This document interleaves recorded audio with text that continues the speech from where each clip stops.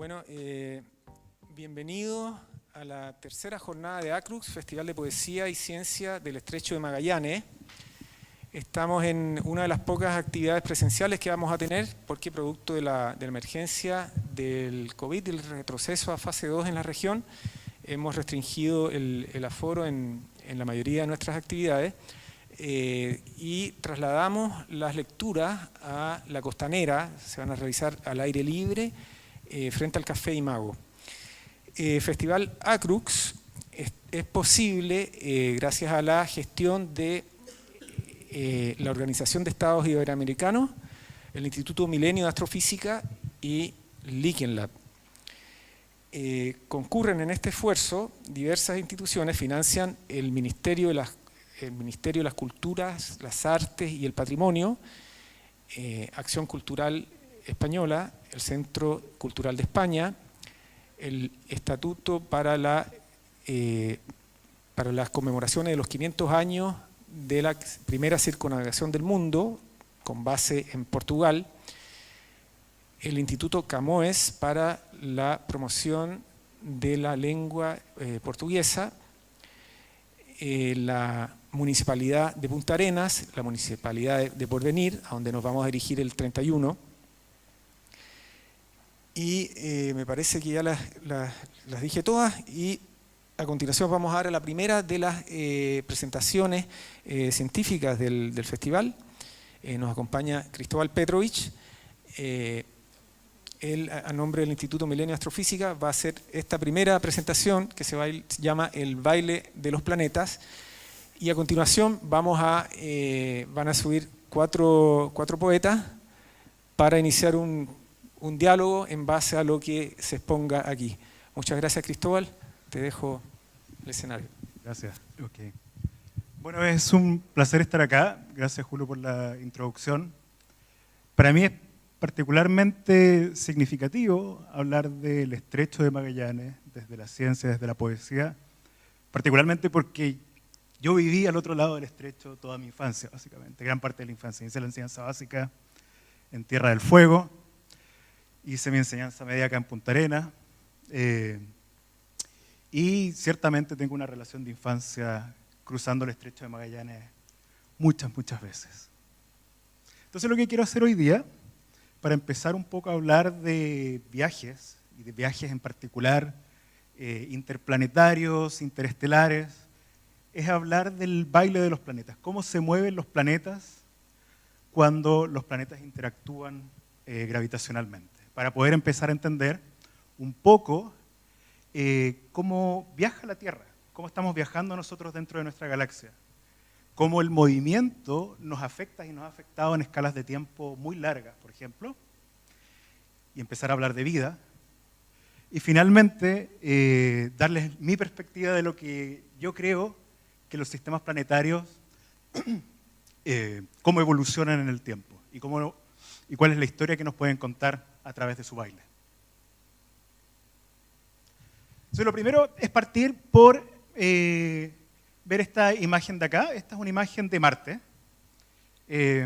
Estas son distintas imágenes superpuestas de Marte en distintas noches. Y lo que vemos acá es que Marte, comparado con la bóveda celeste, con todo el cielo que está más o menos estático, hace como esta especie de baile, ¿cierto? Se mueve en esta dirección, vuelve para atrás y después sigue. Esto es lo que se conoce como un movimiento aparente retrógrado. Y los griegos, en particular en tiempos de Ptolomeo, que se creía que los planetas giraban alrededor de la Tierra, interpretaban a esto como un movimiento anómalo. ¿Sí? Les decían a estos planetas o planetes, le llamaron planetes, que significa errante o vagabundo. Tiempos posteriores, obviamente, a Ptolomeo, y vamos a volver sobre el concepto de errante y vagabundo, va a ser crucial durante la charla, pero en momentos posteriores ya comenzamos a darnos cuenta de que los planetas giran alrededor del Sol, hay lunas que giran alrededor de planetas, y el movimiento en general es cíclico. Lo podemos entender, por ejemplo, con este planetario mecánico. Esta es la foto más vieja que encontré, del año como 1700, de un planetario bastante sencillo, en el Museo de Liverpool. Y la idea es que uno, por ejemplo, le da vuelta a la manivela y podría ir hacia el futuro, ir hacia el pasado, y este movimiento cíclico se repite, es como eterno. Entonces, si bien esa noción es ciertamente correcta, lo que yo quiero empezar a explorar un poco es que se complejiza mucho. O sea, lo que ha pasado en el tiempo es que este mismo movimiento ya lo entendemos de una forma mucho más global. Entonces vamos a hacer un pequeño tour sobre los distintos planetas, las fechas en que se descubrieron y cuál es el límite que tenemos hoy en día del sistema solar. Entonces partimos con, bueno, el Sol, Mercurio, Venus, la Tierra, Marte, Júpiter, Saturno. Y esos planetas han sido conocidos, digamos, por más de 500 años. Los telescopios mejoraron. A todo esto hay un cinturón también de asteroides que divide la órbita de Marte y de Júpiter. Galileo, con el telescopio, descubrió lunas alrededor de Júpiter, las lunas galileanas. Mejoraron los telescopios. En el año 1781, William Herschel descubre Urano. Y a medida que va progresando las mejoras tecnológicas en los telescopios, empezamos a descubrir más y más. En particular, tiempos después de Herschel se dieron cuenta de que la órbita que tenía el baile que hacía Urano era anómalo. Y la anomalía es una forma que tenemos nosotros de descubrir planetas y ha sido muy importante en la astrodinámica. En particular se dan cuenta que el movimiento con los planetas que ya conocíamos era incompleto. No se podía explicar la posición en el tiempo. Y fue así como el matemático Urbain Le Verrier, en el año 1846, un poco antes, predice matemáticamente que tiene que haber otro planeta. ¿Sí? Ese planeta, que obviamente es Neptuno, dice, mira, ¿sabe qué? Según mis cálculos, este planeta debería estar, ¡pa! Lo apunta directamente, Galileo apunta el telescopio y lo encuentra. Fue realmente una predicción teórica el descubrimiento de Neptuno. Y es bastante particular porque seguimos tratando de hacer un poco lo mismo que hizo Urbain Le Verrier. Después, con mejores telescopios, Clady Tambo descubre Plutón, en el año 1930. Y eso es más o menos lo que conocemos como el borde de nuestro sistema solar. De ahí en adelante, y más lejanos del Sol, se vuelve todo muy débil y se vuelve muy complicado, digamos, poder tomar observaciones.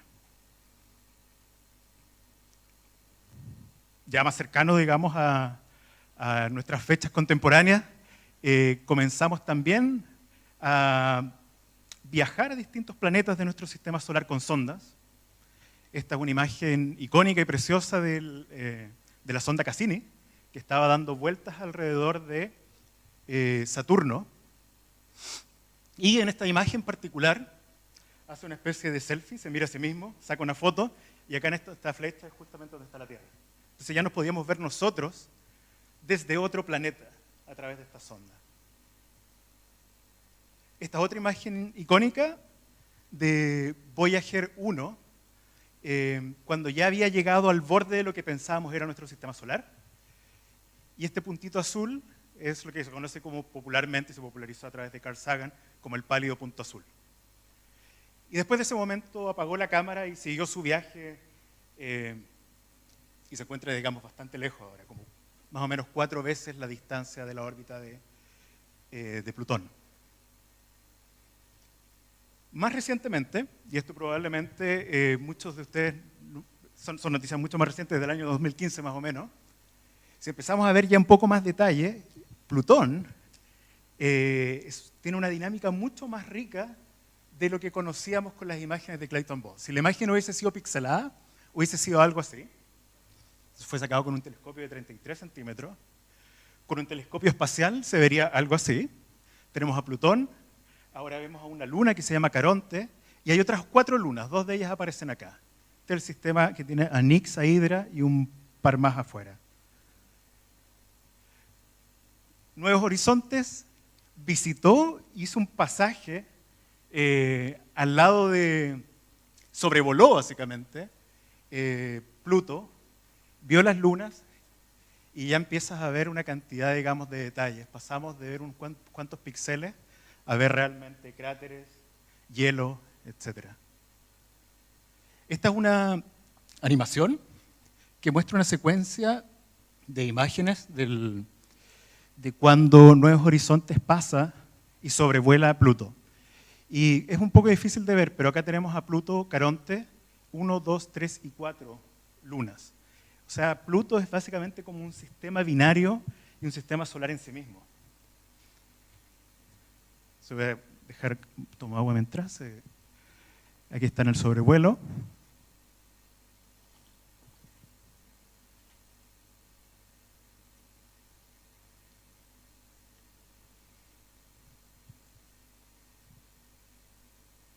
Y después se va.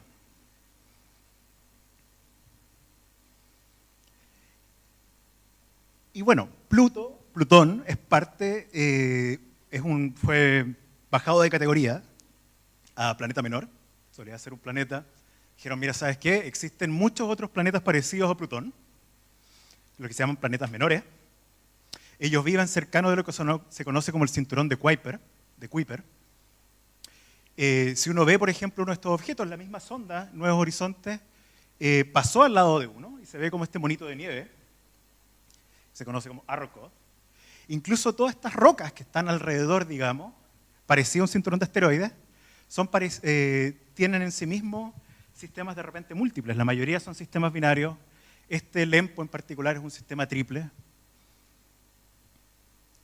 Es bastante más rica la naturaleza. Y finalmente Voyager, ya en este año, está básicamente como, más o menos sería esta la distancia. Unas 4 o 5 veces más lejano que la órbita de Plutón. Y finalmente, el límite del sistema solar. El límite físico. O sea, el sistema solar estaría más o menos por acá. Estamos rodeados por lo que se conoce como una nube de cometas, de cuerpos con hielo, lo que se conoce como la nube de Oort, que sería como una cáscara en el fondo que nos envuelve.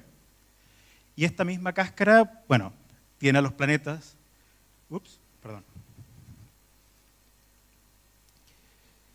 Tiene a los planetas que orbitan dentro de esa cáscara. Esta cáscara da vueltas alrededor del centro de nuestra galaxia. Y nuestra galaxia, a su vez, orbita con otra galaxia que se llama la galaxia Andrómeda. Entonces, si bien la descripción inicial de esta como maqueta, de este planetario mecánico, no ha cambiado, se ha vuelto mucho más compleja y uno lo podría ver ahora como una especie de planetarios anidados uno sobre otro, como si fueran una especie de mamushkas o de ¿cuál es la palabra? En caos tenemos, me vas a ayudar acá Andrés, que se autorreplican. ¿Cuál sería la palabra? Por favor.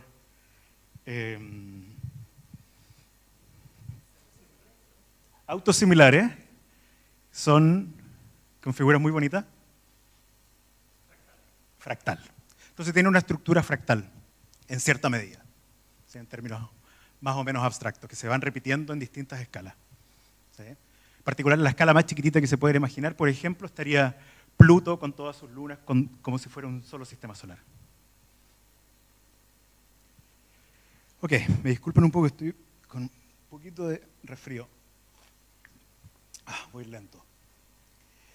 Bueno, el segundo concepto, ya entendiendo un poco cómo vamos viajando dentro de nuestra galaxia y cómo se mueve el sistema solar en general, quiero pasar al concepto de que somos sensibles a este movimiento, nosotros acá en la Tierra.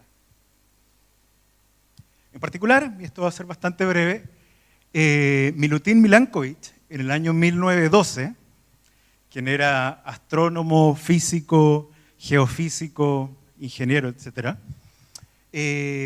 hace una relación entre leyes que se encontraban en la Tierra. Si, por ejemplo, medían la temperatura como función del tiempo, veían que variaba y había periodos de glaciación.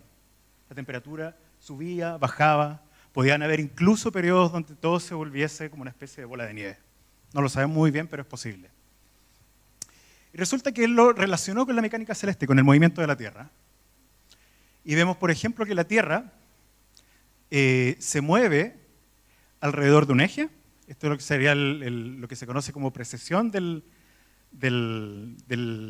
polo, en escalas de tiempo similares, por ejemplo, a la que varía la temperatura. Serán estas curvitas rojas de acá. Asimismo, el polo va haciendo un pequeño meneo de más o menos de un par de grados solamente. Estos son cambios súper pequeños. Pero justamente tienden a replicar y explicar estos periodos donde se ha enfriado mucho la Tierra o la temperatura ha subido, en estas escalas de tiempo de cientos de miles de años. Y la órbita de la Tierra también no es un círculo perfecto, sino que es lo que se conoce como una elipse, que tiene un grado de achatamiento, de alargamiento. Tiene una elipticidad.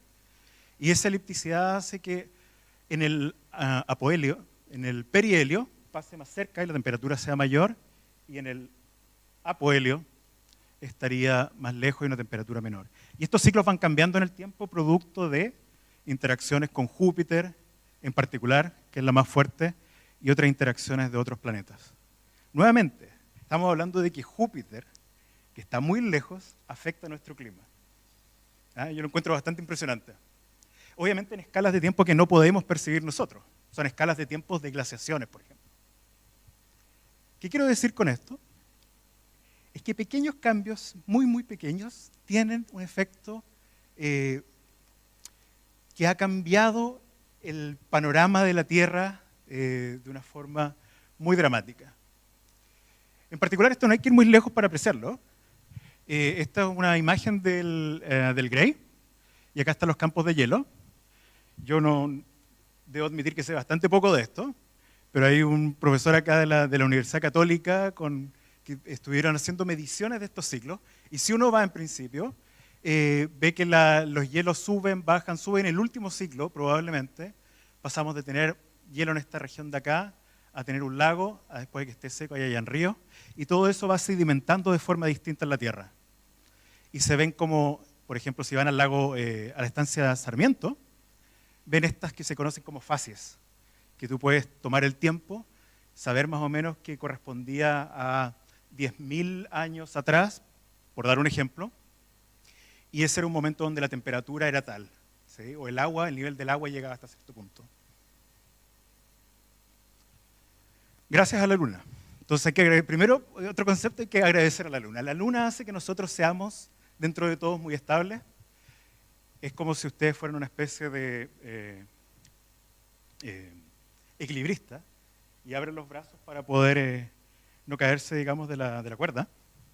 La Luna tiene el mismo efecto en la Luna, y si ustedes piensan en este movimiento, digamos, de un trompo, la Luna se va alejando de nosotros y nos va haciendo cada vez más estable. Si no tuviésemos una Luna, nos podría pasar lo que le pasa a Marte, que es completamente errático. Marte tiene lunas, son pequeñitas, se llaman Phobos y Deimos, pero son tan insignificantes que es como si no pudiéramos realmente abrir los brazos.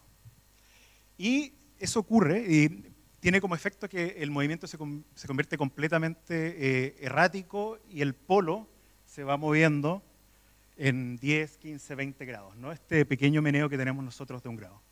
Entonces pasamos por no tener hielo en los polos a tener una cobertura parcial significativa.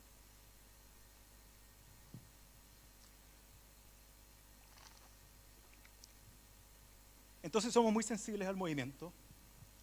Queremos saber si nuestra maqueta, nuestro planetario en el fondo, ha sido así siempre. Si en el pasado efectivamente se mantuvo tal cual, y si podemos, de hecho, darle vuelta a la manivela en otro sentido e ir hacia el futuro. Si existe una capacidad, por ejemplo, de predecir el pasado y predecir el futuro y entender el pasado. En el siglo XX más o menos, y yo diría más que todo el siglo XIX, hubo un éxito muy importante con las leyes de gravitación. Podíamos predecir conjunciones planetarias, eclipses, pasajes de cometas.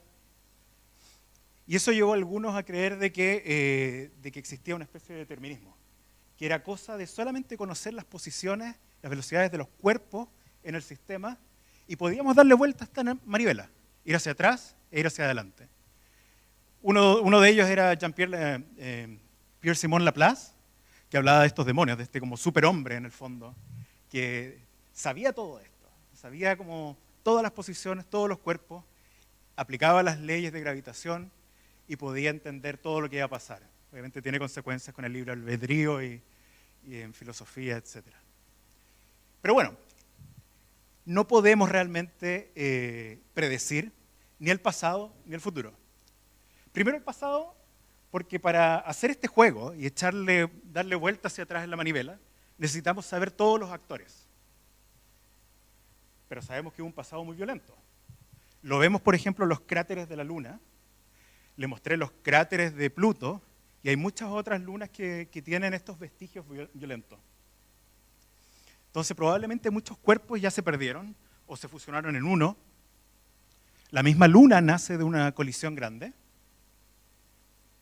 Perdimos muchos planetas, probablemente. O sea, yo estoy convencido de que hubo más planetas y se perdieron, y creo que varios de nosotros astrofísicos creemos eso, no sé cuántos. Entonces no podemos simplemente ir hacia el pasado porque no tenemos todos los agentes en el sistema. Incluso algunos de los agentes quizás todavía están ahí merodeando. En particular, hay un planeta pequeño parecido al de Marte que se llama Sedna, que es un planeta menor y desconectado del sistema solar. ¿Qué quiero decir con eso? Es que nunca pasa cerca de la órbita de los planetas importantes en el sistema solar, en particular de Neptuno. Tiene una órbita muy grande y nunca pasa cerca. Está como completamente desconectado. Y no se descubrió solo uno, sino que se descubrieron varios de ellos. Y resulta que muchos de esos planetas tenían órbitas alargadas que todas apuntaban aparentemente en una dirección particular. Y cuando les hablaba de que Neptuno fue descubierto por estos movimientos anómalos de Urano, hay varios que postulan que existe un planeta dando vuelta que le han puesto Planeta 9, o se llamaba en el pasado también Planeta X, y tiene otros nombres, que probablemente está arreando a estos pequeños planetas menores. Y en principio sería un planeta de una masa de algo así como 5 veces, 10 veces la masa de la Tierra. Ya veremos si existe. En verdad, varios colegas astrónomos están buscando este planeta. Si tratamos de ir hacia el futuro, sabemos todos los planetas que hay o cuáles son los que realmente importan para darle vuelta, digamos, a esta manivela. Quizás vamos a ser capaces de decir, ¿existirá el planetario o se va a romper? ¿Qué le va a pasar en el futuro? Y la gente ha hecho eso, corre estos experimentos computacionales. Yo me dedico justamente a esta área y vemos que en particular el sistema solar en la vida de lo que le queda al Sol va a estar ahí. Hay una probabilidad más o menos del 1% de que Mercurio colisione con el Sol. Eso es lo único que podría pasar. Hay una probabilidad un poco menor de que la pérdida de Mercurio nos arrastre con Mercurio, con Venus y después con la Tierra, pero es una probabilidad muy, muy, muy pequeña y en un tiempo muy demasiado grande para nosotros. Ok, entonces, si tratamos de entender el pasado y el futuro de nuestro sistema solar, tenemos estas dos limitantes para reconstruir la historia. No sabemos todos los agentes en el pasado, el futuro es caótico, y si queremos realmente estudiar cómo evolucionan estas como maquetas en el tiempo, lo que podemos hacer es simplemente observar otros sistemas planetarios con la idea de entender el nuestro. Y es así como se han descubierto exoplanetas. No hablaré tanto de los descubrimientos, le dejaré eso después a mi colega Andrés Jordán, que hablará de exoplanetas un poco más en detalle. Estos son planetas que orbitan en otras estrellas o que andan dando vueltas en la galaxia, pero que no orbitan el Sol. Y hasta el momento se han encontrado del orden de varios miles de ellos, 4.000, 5.000. Y si ustedes, por ejemplo, miran alguna estrella en particular en el firmamento, y esto ha sido uno de los grandes logros que hemos tenido en astrofísica, en astronomía, es saber que hay más planetas que estrellas. Esto no lo sabíamos hace 15 años, por ejemplo. Este es un resultado de la última década. También sabemos que existe una gran diversidad de ellos, de distintas arquitecturas, distintos planetas con distintas formas, densidades, rocosos, gaseosos, etc. Y en distintas etapas evolutivas. Y acá yo me estoy enfocando un poco en la evolución, en el tiempo, así que me voy a dedicar un poco a esta arista, de etapas evolutivas. No voy a hablar de cómo son estos planetas, sino cómo han evolucionado de ellos en forma global, dinámica. Por ejemplo, este es un sistema que se llama HR 8799, está algo así como 130 años luz. Y esto es uno de los pocos sistemas que podemos ver los planetas de forma directa. ¿Sí? Son 4 Júpiter. Acá lo estoy poniendo como un cartoon, simplemente. Este es el Sol. Júpiter, Júpiter, Júpiter. Los voy a borrar ahora. Y lo que ustedes están viendo acá es radiación, es luz que viene de los planetas. Y van a ser unos pequeños arcos. Incluso los vemos en movimiento. Este es un método que se conoce como el método de imágenes directas. Se trata de tapar la luz que viene de la estrella que orbitan para poder ver con mayor contraste los planetas que están dando vuelta. Y son 4 planetas. Encuentro alucinante. O sea, son 4 planetas que están viendo que se están moviendo en otra estrella. Pero bueno, no siempre somos así de afortunados. La gran mayoría de ellos se detectan de forma indirecta. ¿Qué quiere decir esto? Que detectamos el movimiento de la estrella que orbitan, producto de la interacción gravitacional, o el flujo de luz. Cuando pasa al frente y eclipsa, baja un poco el flujo de luz que viene de la estrella y lo detectamos con una técnica que se llama técnica de los tránsitos. A través de eso se han descubierto, como les dije, miles de ellos. Tienen órbitas de gran diversidad. Esto está mostrando lo que descubrió el telescopio espacial Kepler, que ha descubierto miles de sistemas planetarios. Los colores de estos planetas son la temperatura que tendrían, la temperatura producto de la radiación de la estrella a la cual orbitan. Los tamaños son proporcionales, los más grandes como Júpiter, los más pequeñitos como Mercurio. Y acá está nuestro sistema solar. Y como pueden ver, hay algunos que orbitan súper rápido. Mira, por ejemplo, ese de ahí. Hay otros que tienen órbitas mucho más grandes. Hay unos que tienen mucho espacio entre uno y otro. Es toda una gama de distintos tipos de sistemas. Y a lo que le llamamos arquitecturas planetarias. Y volviendo a la pregunta de la diversidad de arquitecturas, a mí me interesa ver, como les dije, el tiempo. En particular, si uno podría poner estas 2 flechas yendo en este sentido hacia lo que sería el orden absoluto, que nosotros podamos, por ejemplo, partir con este planetario, darle vuelta y el planetario siga siendo intacto. O el desorden absoluto, donde el planetario se rompe completamente. ¿Sí? Este sería el caso del orden, todas las órbitas completamente planitas, circulares. El caso intermedio, donde las órbitas cambiarían un poco de forma, uno perdería planetas entre medio, o el caso ya del desorden absoluto, donde las órbitas son casi que isotrópicas en el espacio, muy elípticas, muy desordenadas. Voy a partir con el caso, voy a mostrar un par de sistemas. Voy a partir con el caso del desorden. Este es un sistema que me gusta mucho a mí, se llama HD 80606b. Nada muy creativo en términos del nombre, son el nombre de la estrella. Y tiene una elipticidad de 0.93. ¿Qué significa esto? Significa que en la distancia más pequeña que llega de la estrella que orbita es 30 veces más pequeña que la distancia más larga. Si ustedes pensaran, por ejemplo, en las estaciones del año, este sería el invierno absoluto, sería Siberia, y esto de acá sería básicamente un verano extremadamente caliente, como les dije, un factor 30 de diferencia. Acá está sobrepuesto sobre el sistema solar, pasaría cerca de la Tierra. La órbita también podemos ver que es inclinada, obedeciendo a este desorden, relativo a la... TRAPPIST 1 sería como una de estas ampolletitas de patio, ¿sí? Extremadamente tenue. Pero es tan tenue que para poder ver efectivamente planetas, y se vieron a través de la técnica de los tránsitos, tiene que estar muy cerca, y está a la vuelta de la esquina en escalas espaciales astronómicas. Y lo sorprendente de este sistema es que tiene 7 planetas descubiertos. 3 de ellos están el E, F y G, que es la nomenclatura que tienen. El B es el primero que se descubre, después se descubre C, D, etc.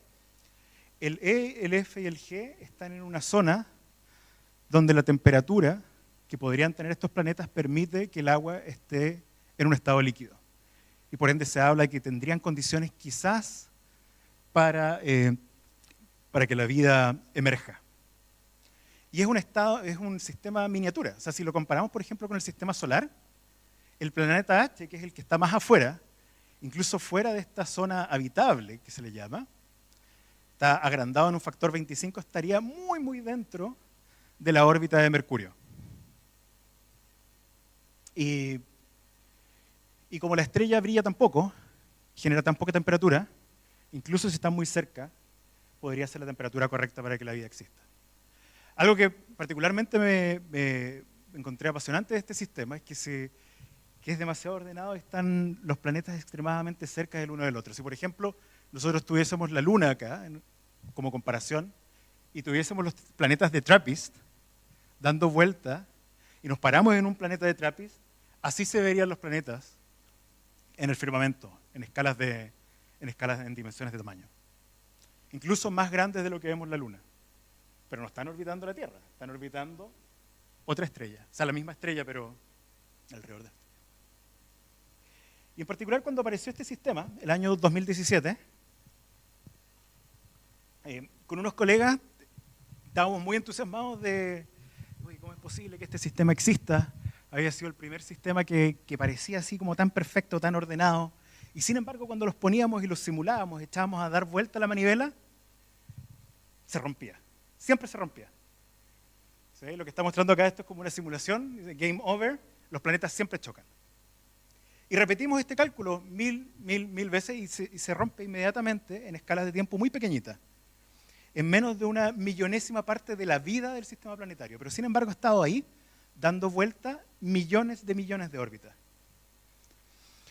Entonces, seguimos repitiendo este ejercicio. Empezamos a agregar un poco más de física al modelo, invocamos que los sistemas planetarios ahora sepan del uno del otro realmente. En particular, que todos nazcan en una instancia y el planeta de más adentro, el B, el G estén coordinados y la coordinación, por ejemplo, esté dada por un disco de gas. ¿Qué hacía eso? Y tenía como consecuencia, esta es una imagen de lo que se conoce como la nebulosa de la mano de Dios, como si algo estuviese realmente afinando esta orquesta, que todos estén orbitando de una forma completamente coordinada para no romperse. Y un colega que era mi compañero de oficina, Matt Russo, que además tocaba en una banda de jazz, me dice, mira, ¿sabes qué? Este sistema en realidad es completamente armónico y melódico. Y una consecuencia de que exista este director de orquesta, que es este disco donde nacen, es que los planetas caen en resonancias, ¿sí? Resonancias orbitales. En particular, si el planeta H da, por ejemplo, 2 vueltas, el planeta G da 3, el F 4, el 6, el E da 6, después D. Hay una arquitectura súper particular que se conoce como resonancia. Y las resonancias son justamente lo que le da ritmo y armonía a la música. Entonces, él lo hizo una película que les quiero mostrar, una pequeña animación de cómo sonaría, pensando también un poco en la música de las esferas, este sistema planetario completamente armónico. Y a través del video, después de eso, salió un artículo también en el New York Times. Es bastante choro. Entonces, voy a aprovechar a tomar un poquito de agua mientras les muestro cómo suena TRAPPIST. Perdón.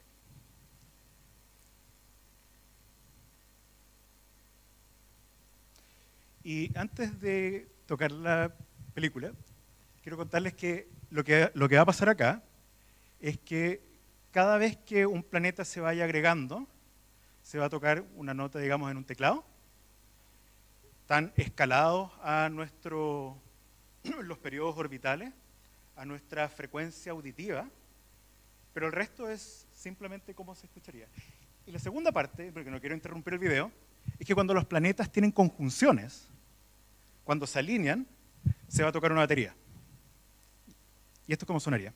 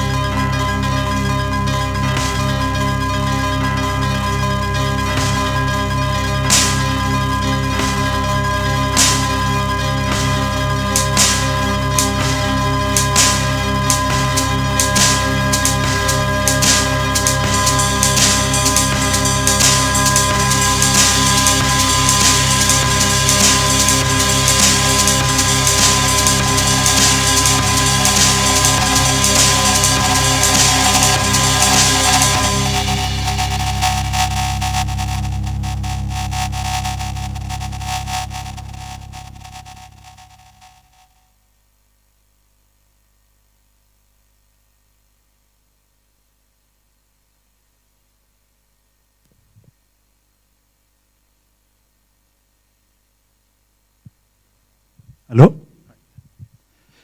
Bueno, hermoso. Sí, está la página web, ahí es System Sounds, y él de...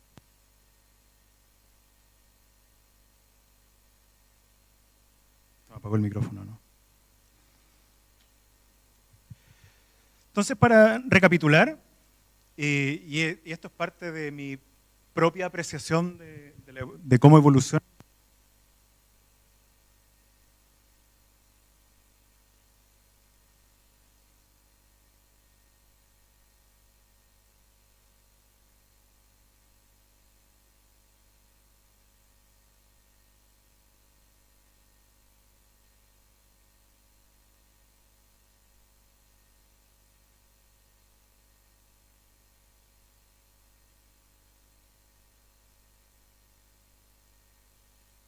¿Aló? ¿Aló? ¿Aló? Ahí sí.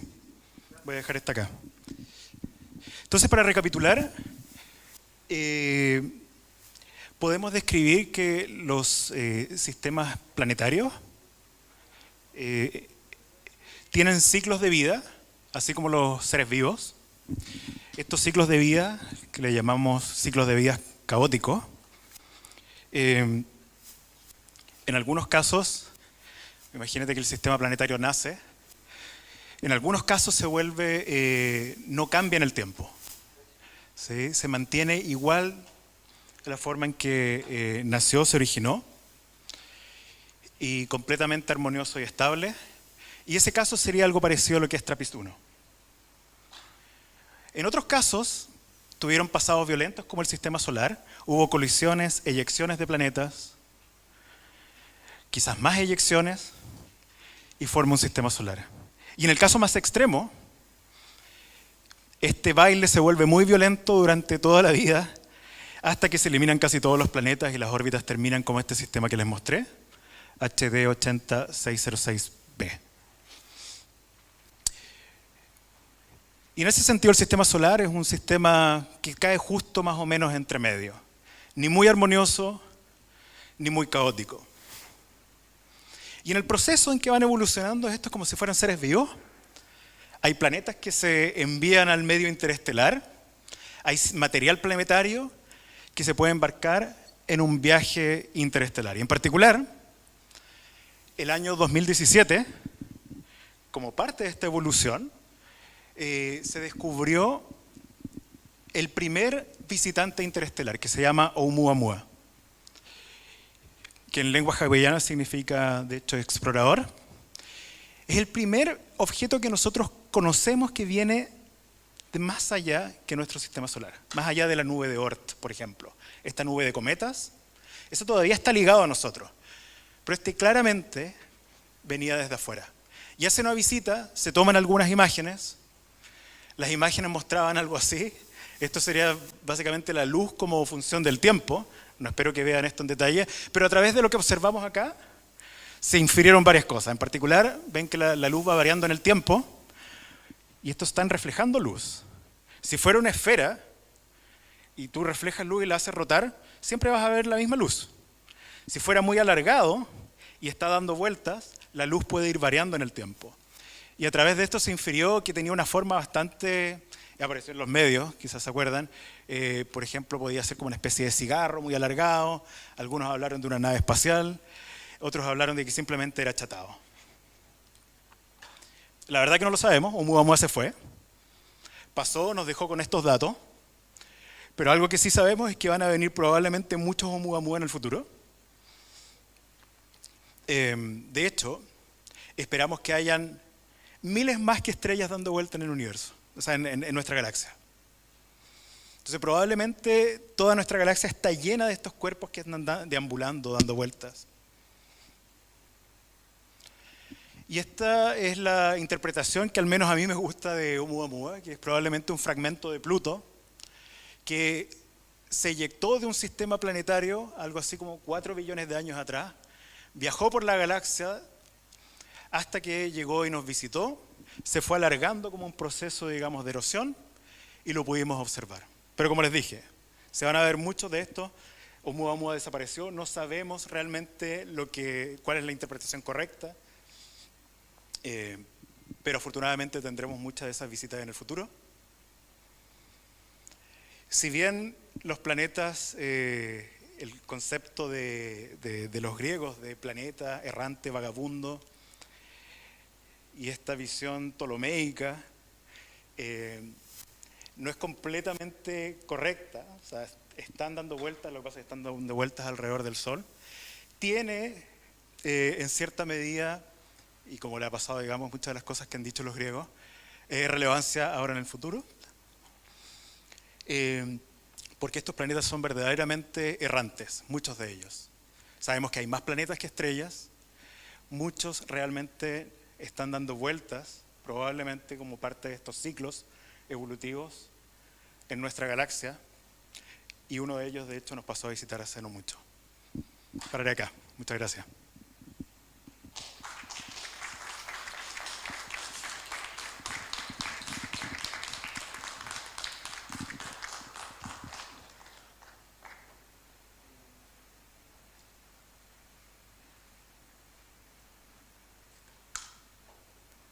Bueno, ahora vamos a pasar a la segunda parte de esta actividad, que tiene que ver con una conversación entre poesía y ciencia. Voy a invitar a pasar a Óscar Barrientos. Me parece que está allá afuera. ¿Sí? Ya. Óscar Barrientos, autor de más de una docena de libros de poesía, cuentos, novelas, crónicas y ensayos publicados por una diversidad de editoriales de Chile y el exterior. Sus 3 novelas, más una cuarta titulada Dos ataúdes, fueron agrupadas en el volumen Saratoga, MC 2018. Luego, Paganas Patagonias, LOM 2018, también se ha desenvuelto como cronista y en el cómic. Diversos premios, entre los que destacan el Premio Nacional de Narrativa y Crónica Francisco Coloane, el iberoamericano Julio Cortázar, Premio a la Trayectoria Poética Fundación Pablo Neruda. Por favor, Óscar. También Daniela Cartrileo, escritora, profesora de filosofía, feminista, integrante de la editorial y colectivo mapuche Rangñutewu. Perdón si lo pronuncié mal. Perdón. Autora de los libros de poesía Río Querido, Invertebrada y Guerra Florida. Por favor, Daniela. Luego, Adán Méndez, ganador de la primera versión del premio de revista de libros de poesía del Mercurio. Hay un poema en especial que es nuestro paradigma filosófico es la física contemporánea, que realmente tiene mucho que ver con el espíritu de este festival. Y publicó también recientemente Cazador-Recolector. Por favor, Adán. Alejandra del Río, autora del Yo Cactus y escrito en braille. Recientemente te ganaste un premio importante, Alejandra. ¿Cuál era? Premio a la edición de la Cámara Chilena de Comercio. Ya. Entonces, yo quisiera partir, Cristóbal, preguntándote qué pasa con esta cáscara que tiene la nube de Oort que rodea al sistema solar. ¿Eso no impide que, o sea, no obstaculiza las observaciones de los telescopios hacia el exterior? Sí, la nube de Oort está compuesta, está lleno, o sea, tiene billones de objetos pequeñitos, pero está demasiado lejos de nosotros. O sea, si nosotros que pensamos que estamos a lo que se conoce como una unidad astronómica, esa es la distancia que nos separa del Sol, estos están en algo así como 10.000 o 100.000 de esas unidades. Entonces, repartidos en las esferas, casi que no llegan a obstaculizar, digamos, la visión y las observaciones. Y no podemos verlos, de hecho. Simplemente los vemos cuando pasan muy cerca de nosotros. ¿Sí? De repente se vuelven más o menos inestables y pasan en estas órbitas que pasan cerca de la Tierra, los podemos observar. De hecho, algo curioso que es una conexión que no es completamente bien aceptada, pero yo les mostré, por ejemplo, que que en esta nube de Oort da vueltas en la galaxia. Pero no es realmente una vuelta, sino como que sube y baja, sube y baja, sube y baja, es como una especie de carrusel. Y se piensa que ese carrusel dura algo así como el tiempo en que se extinguieron los dinosaurios. Entonces se piensa que quizás, hay un libro que se llama La extinción de los dinosaurios y la materia oscura, donde cada vez que pasaba en el plano de nuestra galaxia, la concentración es mayor quizás de materia oscura o de materia en general, que desencadenaba que la nube de Oort empezara a enviar, digamos, estas lluvias más potentes de meteoritos, de asteroides. Sí. Perdón, pero hablabas de materia oscura y entiendo que Óscar Barrientos fue profesor tuyo en alguna materia. Espero que no haya sido oscura. A ver, Óscar, ¿cómo era Cristóbal de estudiante? A ver, te voy a pasar la palabra a ti. Nada, todo bien, no voy a... Nada oscuro. Nada oscuro, luminoso. Bueno, entonces voy a seguir provocando aquí en esta conversación. Hablaba en el poema que mencionaba Dan Méndez, hace un recuento de las distintas concepciones que ha tenido la humanidad. Decía que al principio eran una tortuga sostenida por 4 elefantes. Y entonces esto ha ido progresando hasta la opinión que tenemos actualmente. Y en el camino, como que hemos visto esto que decían los fractales, que dan vueltas unas cosas alrededor de otras, y también, no sé si será idea mía, pero a nivel como del microcosmos también tenemos electrones que giran alrededor de... ¿Qué pasa con eso? ¿Son como, es asimilable al movimiento de los planetas? Absolutamente. ¿Se escucha? Sí, se escucha. Sí, tiene que ver, sí, exactamente, o sea, lo dices muy bien. Si vas a las escalas microscópicas, vemos, por ejemplo, que la típica película de los electrones dando vuelta alrededor de un núcleo. Y de hecho las leyes son bastante similares. Las leyes de la electrostática y de la gravitación se comportan en escalas espaciales casi de la misma forma. Y eso hace que este efecto también se replique cuando las leyes ya no son de la gravitación, porque realmente la gravitación no te importa para las escalas pequeñitas, pero sí la electricidad y el magnetismo, digamos, la electrodinámica. Y en ese caso, efectivamente, siguen una ley muy similar homóloga a la de la gravitación. Pasa con las personas también. Yo me he percatado como cuando uno está en una disco, en una pista de baile, como que también se producen influencias dentro de la pista de baile, como unas personas giran alrededor de otras. No sé, como personas que son como que llaman más la atención, son más atractivas y generan como movimiento a medida que se van desplazando de un lado a otro de la pista de baile. Sí, Una especie de gravedad también. Como Pluto y Caronte, que dan este baile y atraen a todas estas lunitas chiquititas alrededor. Y depende de la disco también, ¿no? Depende de la disco y de otros factores. Hola, muchas gracias por tu conferencia, estuvo interesantísima. Yo tengo una pregunta que estaba investigando, pero no me podía hacer una idea clara de este telescopio nuevo que mandaron al espacio ahora. ¿Qué esperan exactamente ustedes, los astrónomos de ese telescopio que están muy emocionados por lo que he visto? Sí. Con problemas de memoria, Andrés me ayuda, el telescopio ese. JWST, James Webb Telescope. El James Webb Telescope sería como una especie de sucesor al Hubble, que les mostraba esas imágenes, por ejemplo, que sacaron, por ejemplo, de Plutón y de Caronte, pero va a haber energías bastante menores, ¿sí? Y en particular para el área de planetas va a ser súper relevante porque los planetas, como los que mostré, estos que emiten, no la luz propia, sino la luz que reflejan de sus estrellas, cae justo en el espectro que puede medir el James Webb. Entonces va a ser capaz de descubrir planetas a través de imágenes directas y además se va a hacer un ejercicio de ver la luz que pasa a través de las atmósferas de estos planetas transitantes.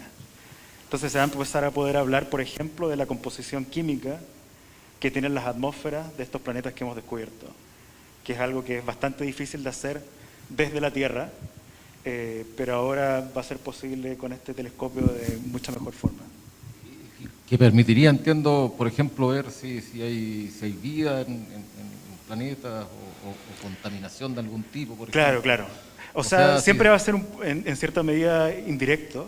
Se va a ver la composición que tiene la atmósfera y de eso inferir si esa composición te pueda decir algo O sea, pero por ejemplo, así como si esa foto que mostraste tú Sí. de la Tierra, ¿viste? Desde un telescopio de este tipo viera a la Tierra desde otra galaxia, notaría que alguien está haciendo algo ahí en esa atmósfera, ¿no?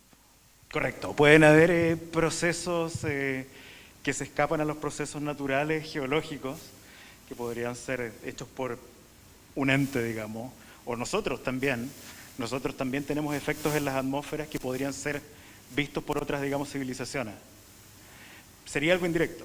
Entonces, uno tiene que hacer todo un mapa de todos los distintos caminos que llevan a observar tal elemento en la atmósfera. Y hay muchas veces que esos elementos, para poder formarlos, geológicamente son difíciles de explicarlo, quizás puedan ser explicados a través de civilizaciones o vida, digamos. Y vamos a empezar a ver, yo me acuerdo con el Hubble cuando empezaron a llegar las imágenes, y yo durante años estuve suscrito en una página donde me llegaban las fotos casi diariamente, unas fotos maravillosas, increíbles, que cambiaron completamente la visión que uno tenía del espacio. ¿Esperamos algo así respecto a este telescopio también, me imagino, ¿no? ¿O no van a ser imágenes tan visuales? Van a haber algunas imágenes visuales, creo que no, pero imágenes visuales probablemente las más bonitas vengan del universo entero, digamos. Van a haber imágenes muy profundas cuando el universo en sí era más pequeño y más frío. A medida que se va expandiendo, se va enfriando. Y entonces, en términos como de galaxias, probablemente aparezcan unas imágenes bastante espectaculares, muy profundas, muy lejanas. En términos de planetas, no creo, en realidad, no sé si esa es lo que está buscando, digamos. Claro, pero por ejemplo me Ah, refiero, sí, me sí, refiero a sí, esas pero imágenes, esas imágenes maravillosas que llegaron con el Hubble, por ejemplo las columnas de la creación, la galaxia Perfecto, sí, sombrero, eso sí, eso va todo a ese estar, tipo de imágenes, sí, sí, sí. vamos a tener una lluvia de imágenes de ese tipo nuevamente, ¿no?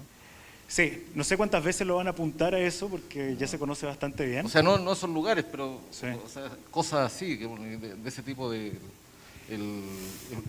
no me ha quedado muy claro yo lo que he visto del tema, si este telescopio tiene una función como visual o más bien ve otro tipo de cosas, ¿no?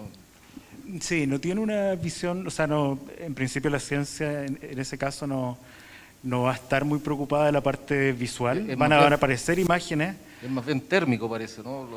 es infrarrojo. Claro, porque Son- lo que sí yo es que tuvieron que aislarlo, hicieron un aislamiento increíble para que no Ujú. para que pudiera enfocarse en eso. Sí. En términos de imágenes nuevas y que probablemente sean impresionantes, van a ser las imágenes del universo temprano. Cuando las galaxias recién se estaban formando. O sea, si uno piensa en el ciclo de vida de los planetas como el que presenté, las galaxias tienen un cuento propio, similar, digamos. Y nosotros podemos observar hasta cierta edad del universo, pero hay una edad que todavía no la podemos trazar muy bien, cuando las galaxias están todavía más activas en términos de su formación, y de eso sí van a aparecer imágenes bien espectaculares. Posteriores a la del Hubble, que muestra, por ejemplo, se conoce como el Hubble Deep Field, que es una foto muy, muy profunda, y aparecen muchas galaxias, uno puede ver esas galaxias que se ven extremadamente chiquititas, realmente como un zoológico. Probablemente esas imágenes sí empiezan a aparecer, digamos. Una época espectacular para ser astrónomo, ¿no? Muy entretenido, Sí. sí, muy entretenido en Chile. Además. Y otra cosa, así como tu impresión subjetiva, el cielo antes daba tranquilidad. Esa frase que citas Carl Sagan, que es muy linda, de Ptolomeo, que dice, sé que soy un hombre que nací para un día, las vidas miserables que lleva uno y todo, pero él cuando miraba al cielo, sus pies no tocaban el piso y descansaba en la observación del cielo.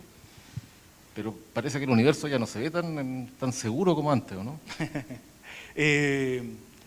A medida que vamos descubriendo más y y viendo en particular objetos que no veíamos antes, resulta que mientras más ves, más peligro también empiezas a ver, ciertamente. Sí, ya no se ve tan ordenado como se ve. No, y no, tan no, no. tranquilo como se ve y tan seguro. No, y de hecho, y hablando de la astronomía en Chile, hay un observatorio que va a empezar a funcionar y a mapear el cielo en un par de años, que es el Vera Rubin, o LSST, va a ser un survey, que va justamente a ver y mapear todos los objetos de cierto tamaño que podrían ser peligrosos, digamos, que pueden pasar peligrosamente cerca de la Tierra. Hay muchos de ellos que no los conocemos. Sí. A lo mejor no saber también. Mejor no sé. Pero bueno, los científicos no prefieren saber. Sí, preferimos saber. Sí. Bueno, Hay que gracias. estar preparados. Gracias a ti. Alejandra, te vi tomando nota. Tengo hartas preguntas, pero no creo que sean muy científicas. Creo que son preguntas medias tontas, pero... No hay preguntas tontas. Oye, me llamó harto la atención primero esto que dijiste, que la Luna le daba al planeta su estabilidad, ¿no? Visto desde un punto de vista desde el universo, el que tengamos la Luna, eso le da a nuestro planeta una estabilidad. Pero desde aquí, desde la Tierra, se ve que la Luna nos da inestabilidad, ¿no? Siempre se habla de las personas inestables emocionalmente, que son lunáticas. La Luna tiene que ver con un montón de fenómenos de locura, pues, de inestabilidad, los hombres lobos, los licántropos, todo eso. ¿Cómo es posible que un mismo objeto, desde la amplitud del universo de estabilidad y desde la Tierra, desde nuestra visión de hormiga, nos da inestabilidad emocional? ¿Cómo puede haber esa relación? Sí, súper buena pregunta. A ver, para ponerlo un poco en contexto.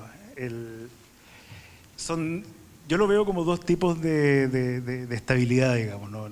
Salvo que nosotros estemos realmente conectados con los ciclos de los que estaba hablando, que son ciclos que pasan en escalas de tiempo muy, muy largas.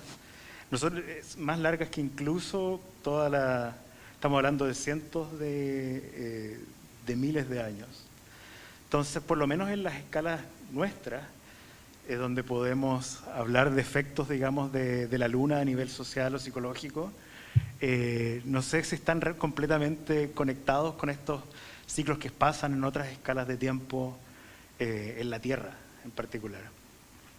Pero, ¿qué podría decir acá?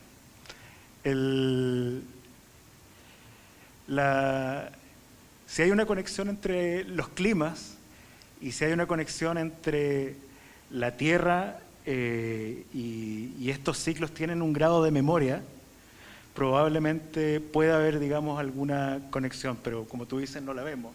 Vemos que la Luna es inestabilidad para nosotros y es estabilidad, digamos, para la Tierra en este tamboleo. Es una interesante contraposición, digamos. Fuimos más inestables en el pasado. Eso sí lo podemos decir desde la ciencia. Este es un proceso muy gradual. La Luna se va alejando de nosotros.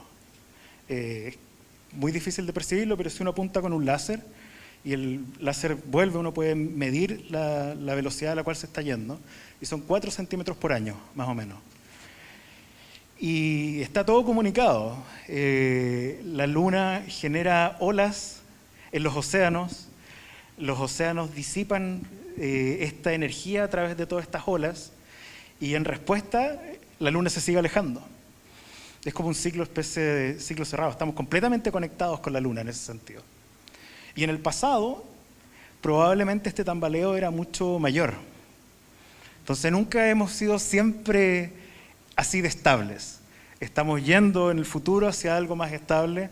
En el pasado probablemente era bastante más inestable y la Luna no nos estaba salvando, digamos, de esa inestabilidad.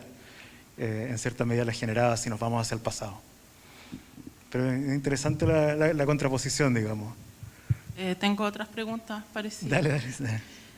Mira que me llama la atención esto que, claro, están los planetas que giran en torno a una estrella, que están en una galaxia, que tienen un baile ordenado. Tú hablaste mucho del orden. Estos planetas, entre ellos está el nuestro, tienen ciertos beneficios, yo creo, por girar en torno a una estrella y tener este ciclo ordenado. De hecho, el orden permite la vida en la Tierra, ¿no? Exacto. Tú mismo lo dijiste, que el verano, el invierno, y eso trae todas las características que tiene nuestro planeta para la sobrevivencia de todos los seres vivos que la habitan. Pero también están estos otros planetas errantes, vagabundos, que no tienen un camino ordenado, que son libres, ¿no? O sea, los otros planetas que giran en torno de una estrella están presos de su órbita, ¿no? Están condenados a eso. En cambio, los planetas libres son vagabundos, van viajando por el universo sin un plan determinado. ¿Cuál es el beneficio de ellos, de los planetas libres?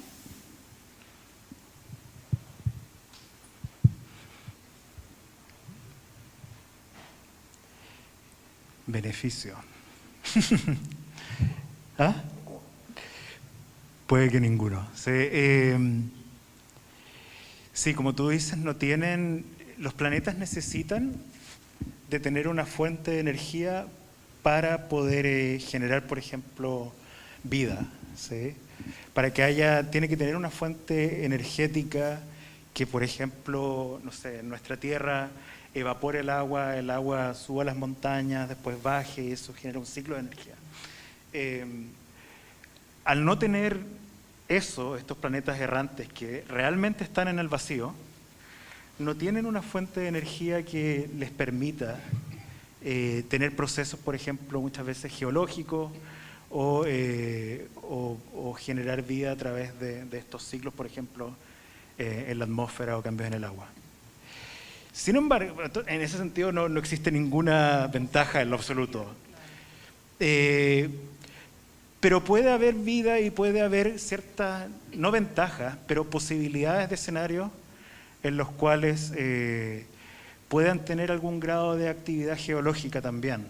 A pesar de que no tienen la fuente de radiación de sus estrellas, podrían estar deambulando y ser, por ejemplo, como, imagínate, por ejemplo, que Plutón y Caronte, que lo enfaticé varias veces, imagínate que ellos están en este viaje, digamos, interestelar.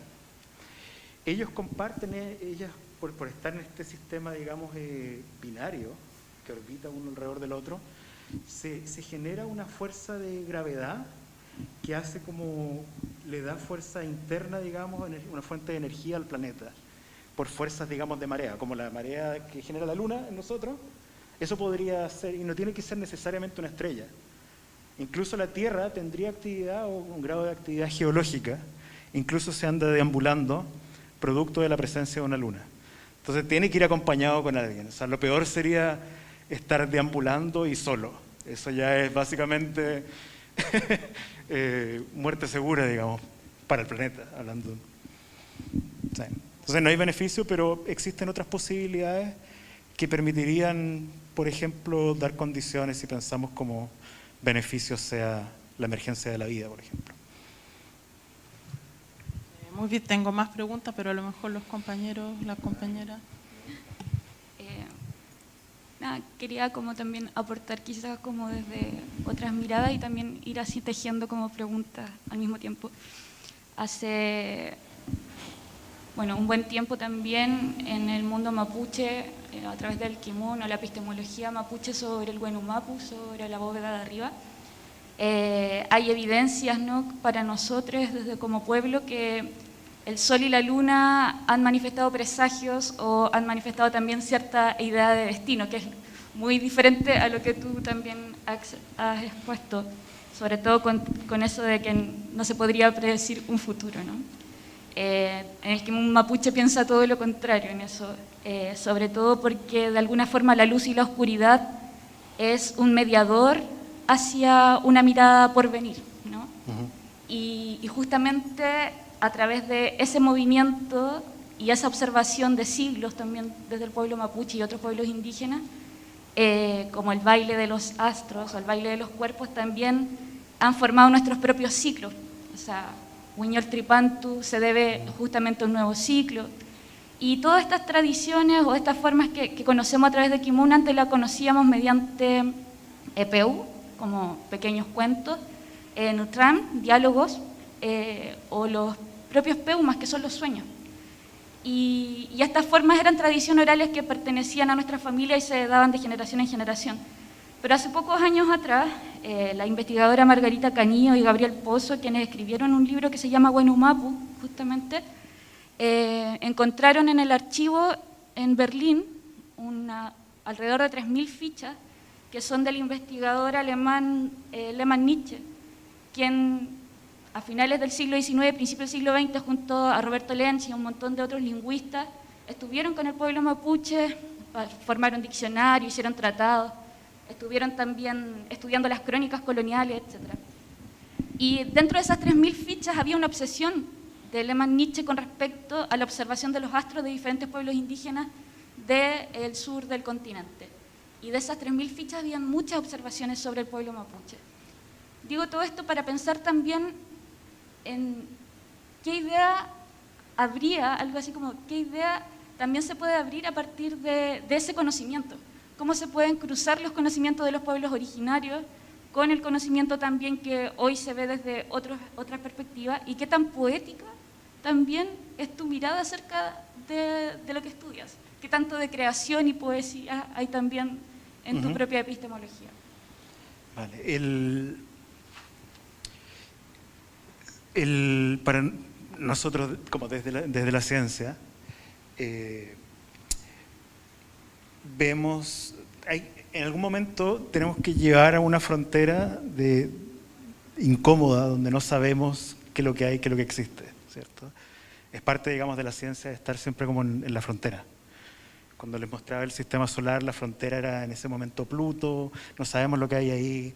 Entonces empieza a ver como un acto de fe que uno tiene que dar de un paso en adelante.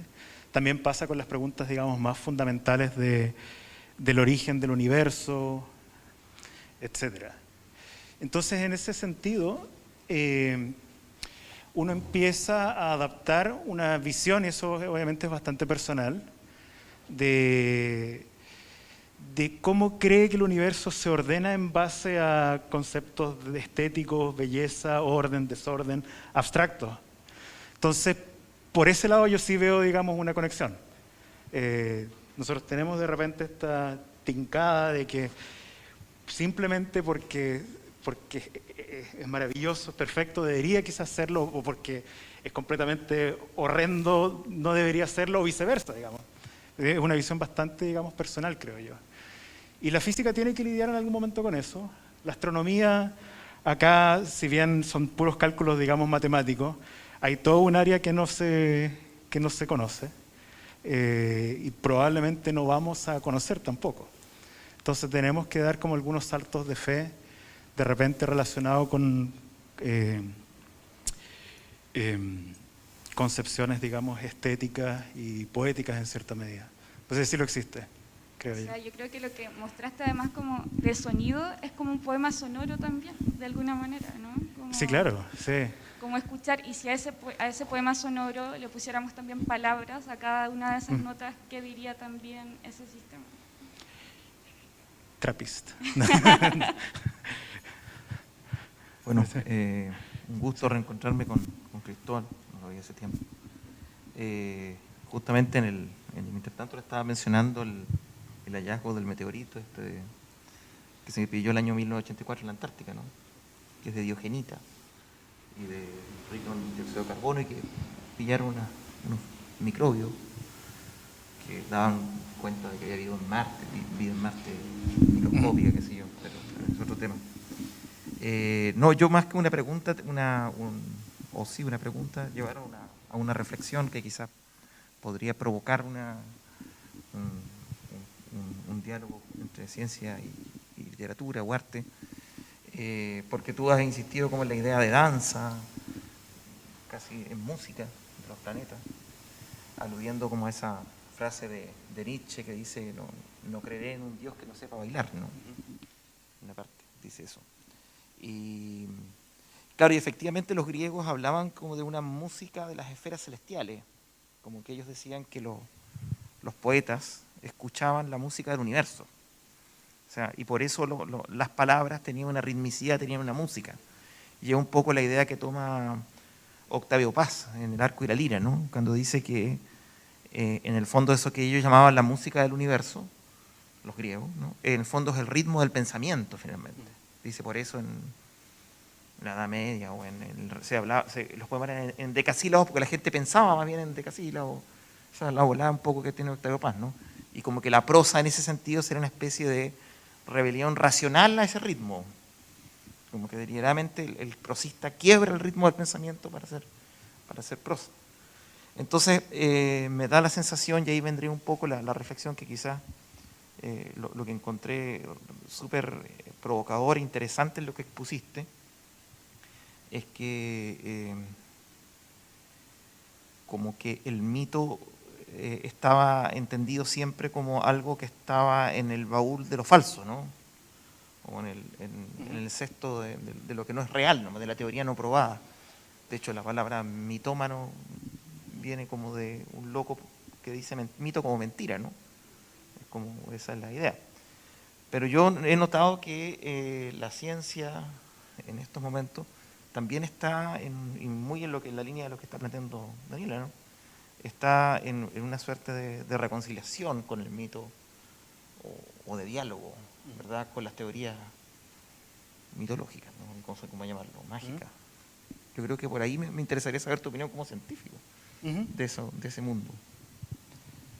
Sí. Bueno, tocaste el tema de la música de las esferas y efectivamente estaban los pitagóricos, ¿cierto? Que veían todo de forma, digamos, geométrica también. Y por ende rítmica. Son las dos cosas, digamos, completamente de la mano. Yo no sé si es efectivamente la visión de la ciencia en términos, digamos, globales, pero como le decía Daniela, de alguna u otra forma tenemos que dar algunos saltos, digamos, de fe, de cosas que no podemos, digamos, medir y relacionarlo con algo estético y de creencia también. Sí. ¿Qué otro tema? Estoy un poquito enfermo. ¿Qué parece? Sí.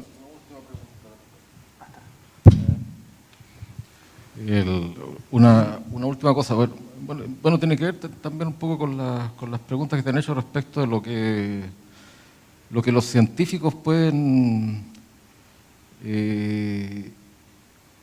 entregarle que realmente como que sirva práctica y cotidianamente a los que no son científicos.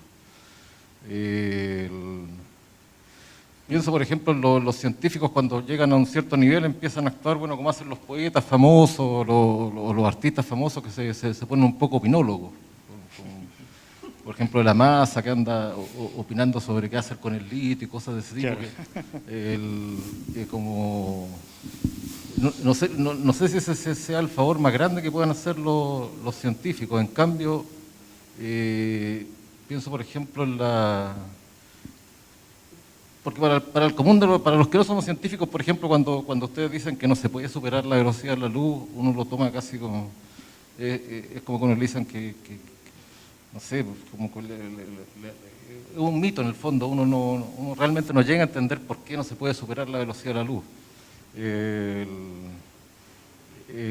Entonces, ahí como que se empieza a dialogar entre ignorancias de un lado y ignorancias del otro lado, no hay una verdadera comunicación y es como esa divulgación científica que es un poco catecismo.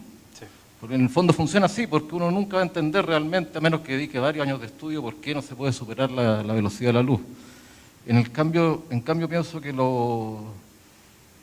puede ser muy, muy útil, no sé qué opinas tú, que que a todo el mundo le puede servir conocer ciertos aspectos básicos del método científico, que a cualquier persona los puede aprender de manera relativamente sencilla, se puede aprender en una charla y puede servir, por ejemplo, para cosas muy prácticas, como para distinguir las noticias falsas de las noticias verdaderas.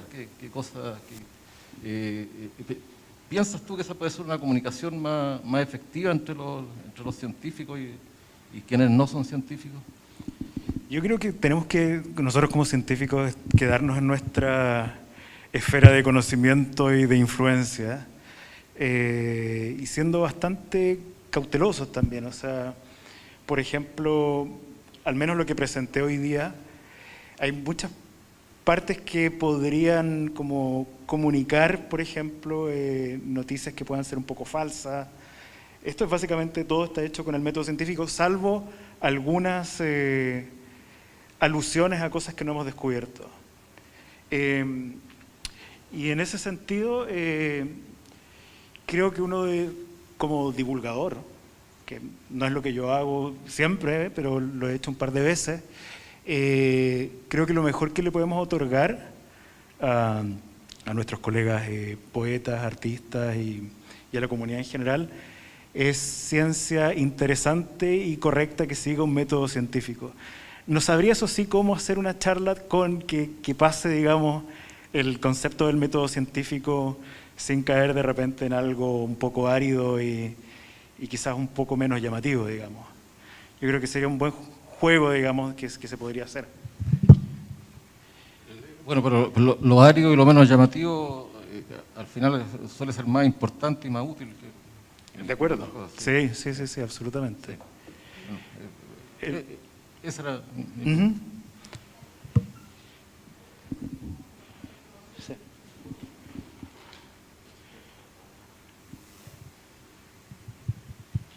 Ya, tengo una pregunta poética y una pregunta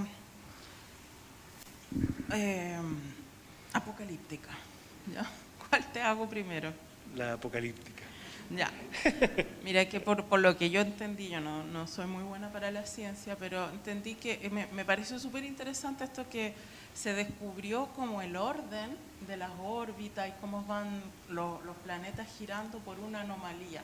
Porque en la observación se fijaron que no todos, entonces a través de la anomalía encontraron esta ecuación que decían, no, en realidad debe haber otro planeta, y así se descubrió que estaba todo ordenado, que era un orden, un concierto de orden. Por lo que te entendí, en la historia de la ciencia en el pasado, el universo era orden.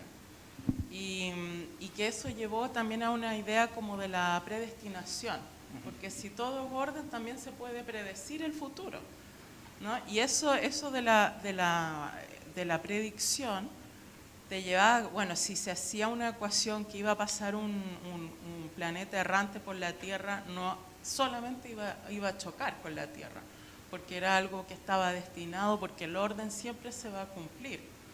Pero ahí de repente descubrieron que no, que había otro factor que era el caos, ¿no? El desorden, que estaban estos planetas errantes que no seguían una órbita que se podía predeterminar, sino que seguían su propio rumbo libre. Entonces ahí yo hago la reflexión que entonces con el caos ya desaparece la predicción, la predestinación. No estamos destinados a que nos choque un planeta. Hay una cuota de indeterminación, una cuota de misterio. De incapacidad. ¿De saberlo nosotros? Sí. Ya, entonces tú lo dices que no es en sí que existe ese misterio, si es que nosotros no lo hemos descubierto, el patrón que hay detrás de esos planetas errantes. O sea, nosotros sabemos qué es lo que rige el movimiento, pero somos incapaces de poder predecirlo. Ya. O sea, en términos, digamos, lo más abstracto posible, sabemos cuáles son las reglas del juego, pero somos incapaces de poder usarlas para poder predecir, digamos, el futuro. Ya. Tú hablaste también en una nebulosa que le llamaban la mano de Dios, ¿no? Sí. Y entonces yo digo, bueno, en la mano de Dios, esto que el ser humano no puede predecir, no puede ver de antemano, en ese misterio, no está centrada toda la esperanza de la humanidad, de no ser destruidos, o sea, que haya un determinismo hacia la destrucción, sino que hay una esperanza que tal vez eso no se va a cumplir, porque nosotros ni lo podemos saber, porque hay un misterio ahí. Esa sería mi pregunta apocalíptica de alguien que le da mucho miedo que choque un planeta con la Tierra, de verdad. Sí, el misterio existe y justamente este caos tiene algo, como dices tú, que puede ser esperanzador quizás, o simplemente devastador para nosotros, ¿sí? El misterio existe desde dos puntos. Uno sería el caos mismo. Incluso las cosas que observamos, por ejemplo, en nuestro sistema solar, no sabemos si en el futuro pueden, a pesar de que las vemos y las medimos súper bien, si en un futuro, cuando hablo de futuro hablo de escalas de tiempo súper largas, que de repente no tienen ninguna incidencia en nosotros. Pero producto de ese caos puede en principio pasar algo que sea devastador y no podemos predecirlo, no podemos a pesar de que lo vemos. Por otro lado, gran parte del misterio son de todos estos deambulantes que andan dando vuelta que no sabemos dónde están. Y la situación es peor aún en el sentido de que ni siquiera es el caos el que opera, sino que el desconocimiento de que existen. Entonces probablemente mucha de la literatura apocalíptica habla de objetos, ni siquiera del caos, habla de objetos que simplemente no vemos ni conocemos y que pueden estar dando vueltas, digamos, bueno, no vueltas, sino que viajando. Hablé también del planeta 9, quizás hay un planeta ahí dando vueltas y de eso, digamos, han salido varias cosas del área de ciencia ficción. Pero sí. Ya, otra pregunta que yo no puedo dejar de pensar en los planetas como personas, creo que hasta tienen personalidades. Me gustaría que hablaras de la personalidad de los planetas, pero sobre todo pienso en este pobre Pluto que primero era planeta, después era sistema, pertenecía, lo sacaron. ¿No tendrá problemas de identidad Pluto? Todo ese rollo me paso. Yo creo que debe tener un tremendo problema de identidad. Sí, y la otra pregunta que también va como en el mismo sentido es si el pasado del universo fue violento y en este pasado se destruyeron muchos planetas y se siguen destruyendo a cada rato porque ese pasado para nosotros es presente. Si alguien ha llorado o ha extrañado esos planetas que se destruyeron, si nos hacen falta de alguna manera para entender todo cómo funciona. Pluto probablemente tiene un problema, como dices tú, de identidad grande. Pasó desde nuestra perspectiva a estar solo, acompañado, a hacer un sistema, a hacer planeta. Después nosotros decidimos que no tenía las propiedades de los otros planetas, porque hay planetas superiores, digamos, o los planetas grandes del sistema solar, y pasó a ser demolido a planeta pequeño. Entonces sí, yo creo que tiene un problema de personalidad. Creo que no recuerdo muy bien, pero el Pluto dentro de la mitología griega era como del inframundo, ¿cierto? Plutón. El infierno. Por ahí anda probablemente. Sí, tener problemas de identidad es cercano a estar en el infierno, yo creo. O sea, exacto. Lo compruebo. Sí. ¿Y quién era Caronte? El barquero. El barquero. Vale. Entonces yo creo que ahí los griegos nuevamente le achuntaron, digamos, milenios después de probablemente con esos nombres. Bueno, los nombres se los dimos nosotros, pero caían bastante bien, digamos, en la descripción de lo que ha sido este vaivén de Pluto. Ahora, con respecto a generación, pérdida de planetas, eso en astronomía incluso lo vemos. Vemos sistemas en procesos de pérdida, ¿sí? si bien no lo mostré acá, vemos pérdidas, por ejemplo, de planetas que se caen a sus estrellas o que están siendo partidos en dos por fuerzas de mareas muy grandes, o en el proceso de simplemente estar eyectados y estar deambulando en el espacio interestelar. Para la mayoría es sinónimo, digamos, de muerte, si piensas en un planeta como un ser vivo. Sí, a mí me da un poco de nostalgia algunos de ellos, pero no sé si hemos... ¿Cuál? Cuenta cuál te da nostalgia. ¿Cuál?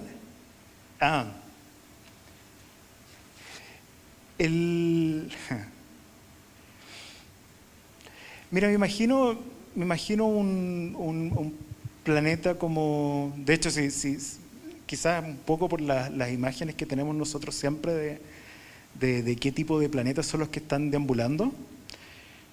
La mayoría de los planetas que están deambulando son parecidos aparentemente como a Neptuno. Entonces me imagino como un Neptuno frío, medio siberiano, como ir a la Antártica de repente, me imagino que está completamente gélido y que eventualmente parte con una cierta actividad, con vida, y la va perdiendo con el tiempo. Entonces me voy imaginando la muerte, digamos, gradual a medida que va viajando de forma interestelar. De hecho, hay una similitud en principio con Viaje de Hernando de Magallanes en cierta medida, ¿cierto? El proceso de la muerte, en este caso, podría haber, digamos, algún símil. Y si estamos tan conectados, porque además en esta preciosa video que mostraste del baile, así, de la discoteca del universo, ¿la muerte de un planeta nos puede influir a nosotros? ¿Nos puede cambiar de alguna manera cómo vivimos o no tiene nada que ver con nosotros? ¿La muerte nos puede influir? Yo creo que no. Y científicamente tampoco. O sea, científicamente no creemos que exista. Pero una de las cosas curiosas de estas leyes del baile es que la ley de gravedad en particular alcanza escalas muy grandes de distancia. Y eso hace que, por ejemplo, cuando mostraba que están estos ciclos del clima que podrían estar afectados incluso por Júpiter, es por una propiedad de la ley de gravitación, que hace que nos conectemos en escalas completamente, digamos, disímiles, digamos. Entonces, desde ahí sí existe conexión entre cosas bastante lejanas y producto de lo cíclico. Lo cíclico hace que los procesos se repitan una y otra vez y por demasiadas vueltas, de tal forma que una pequeña variación puede ser notada, digamos, por ejemplo, por otro cuerpo, por otro planeta. Pero un planeta que se muera creo que no... Pero si se muere alguno de nuestros hermanos en el sistema solar, ahí sí. Ahí sí. Ahí nos queda la escoba. Ahí nos queda la escoba, exacto. Sí, seguro. Sí. Como en las familias también. Sí. Tal vez si alguien se muere de otra familia no nos influye nada, pero si se muere alguien de nuestra familia, ahí sí cambia nuestra vida. No tengo más preguntas. Yo tengo una pregunta sobre esa muerte, para seguir ahí insistiendo. Cuando llega esa muerte y se genera esa ausencia, ¿qué memoria deja esa muerte en el universo? Bueno, existen vestigios. De hecho, nosotros sabemos mucho de la muerte en el sistema solar a través de todos los vestigios que quedaron. Esto es como hacer arqueología en cierta medida. Todo lo que está más allá de Pluto es la región como arqueológica, todo lo que quedó está desplazado a esa región. Y ahí es donde hay que investigar el pasado del sistema solar. Entonces, sí, esa analogía es bastante real. Y eso es lo que se trata de hacer. Ir justamente a esa frontera donde quedan todos esos vestigios, todas esas rocas que andan dando vueltas, son como cenizas, digamos, ¿sí?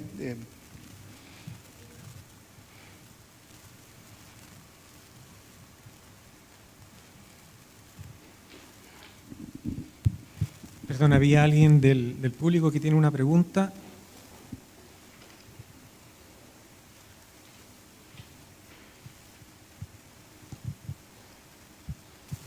Hola.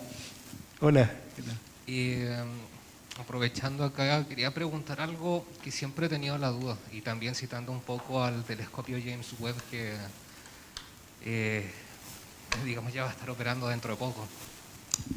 Siempre cuando nos dicen o nos muestran fotos, por ejemplo, desde el Hubble, desde el espacio, ¿cuál es el espacio realmente tiene color? Porque hasta donde entiendo, nosotros le asignamos color a las longitudes de ondas para poder percibir, digamos, qué es lo que hay ahí. Pero, digamos, desde nuestra percepción del color, hasta donde nosotros vemos la longitud de onda que maneja el humano, ¿cómo nosotros veríamos realmente, por ejemplo, si salimos a la atmósfera? ¿Es algo así, por ejemplo, cuando vemos videos de los astronautas que simplemente se ve todo oscuro? No sé, hoy día en la mañana leía, por ejemplo, que se estaba explicando el por qué no se ve el brillo de las estrellas en las fotos, digamos, de la misión a la Luna. Nosotros tendríamos más o menos tendríamos la misma experiencia, no veríamos el brillo de las estrellas, veríamos en blanco y negro, es algo más monocromático, o podríamos también percibir algún color que esté dentro de la longitud de onda de nuestra capacidad humana. Sí, buena pregunta. En general, o sea, si uno no tuviese, si estuviese en el espacio, digamos, exterior, uno vería efectivamente que es todo oscuro, salvo puntos, sería más bien como monocromático, sería blanco casi todo. O sea, sería Habrían ciertos colores, o sea, el color para nosotros necesita de cierta cantidad de luz para activar la percepción, digamos, de color. Muchas de las estrellas las vamos a ver blancas simplemente porque no recibimos suficiente luz para activar se me olvida el nombre, pero dentro del ojo para poder ver luz. Pero en general, el color que le asignamos a las cosas y gran parte del color del cielo, digamos, lo tenemos, por ejemplo, en el día con la atmósfera. La atmósfera, ¿cierto?, descompone la luz como si fuera una especie de prisma por un proceso, digamos, y no es el color real, digamos, del Sol. Sería mucho más blanco en particular. Sería más como monocromático, pero va cambiando de color a medida que vemos el atardecer, ¿cierto? Pasa a ser bastante, digamos, más blanco, amarillo, y eso es un producto, digamos, de la atmósfera. Entonces se vería todo mucho más monocromático, todo bastante, obviamente, negro y blanco. Cuando pensamos en estas imágenes que toman Hubble y otros telescopios, lo que hacen es tomar algunos colores nomás, como si fuera una cámara fotográfica que tiene RGB, por ejemplo, y las combina de alguna forma para darle un color, pero que no es el color en principio más real. Ahora, pensando en el James Webb, está en una longitud de onda que es del infrarrojo, en el cual nosotros somos completamente ciegos, ¿sí? Porque son temperaturas mucho más bajas. Nosotros vemos como más bien a la temperatura del Sol, por procesos de adaptación. En este caso estaríamos pensando, creo que en algo así como 10 veces menos la temperatura del Sol o algo por el estilo, lo que está viendo el James Webb, lo que va a ver, digamos. Entonces ahí hay que hacer una transformación entre designarle colores, pero no son colores en el infrarrojo, y nosotros no vemos en el infrarrojo, entonces hay que dar una paleta de colores, es decir, tú vas a hacer rojo, tú azul, tú amarillo, etc. ¿Respondo un poco la pregunta? Sí, no sé si puedo hacer más, de hecho tengo varias, no todos los días se tiene la oportunidad de tener un astrofísico al frente. Se dice que el James Webb va a observar el espacio primitivo, pero hay algo que no me alcanza, digamos, no alcanzo a entender del todo bien. Se supone que el James Webb va a ver el espacio primitivo, pero su alcance no es, digamos, el espacio observable. En este caso, o sea, tengo esta idea, no sé, Big Bang, se expande el universo. Correcto. Vamos a ver luces infrarrojas, digamos, nociones, digamos, del universo primitivo, pero el James Webb, cuando dice que va a ver lo primitivo, simplemente vamos a ver residuos o lo que quedó, digamos, de radiación, digamos, en las primeras etapas del universo, o vamos a estar, digamos, observando el límite del universo en la medida de que se expande. Eso tengo dudas hacia dónde apunta. Entiendo. Claro, quizás ahí hay un problema de lenguaje, quizás de los medios, de hablar de primitivo. Lo primitivo es, lo más primitivo que podemos ver es el fondo de radiación de microondas. Y eso está en una edad o a una distancia como la que viaja la luz, de una milésima más o menos de la edad del universo. O sea, está muy, muy lejano. Y ese mapa quizás lo has visto, que tiene como distintos colores, son pequeñas variaciones con respecto a esta radiación que nos rodea, que es el fondo de microondas. Eso sería la imagen más lejana y lo que le podríamos decir primitivo. El Hubble vio cosas hasta un sexto, un séptimo, un octavo, un décimo de la edad del universo. El James Webb va a estar justo como entre medio, en cierta medida. Entonces es primitivo para el Hubble, pero no es primitivo en el sentido de la formación del universo, lo más lejano que podamos ver.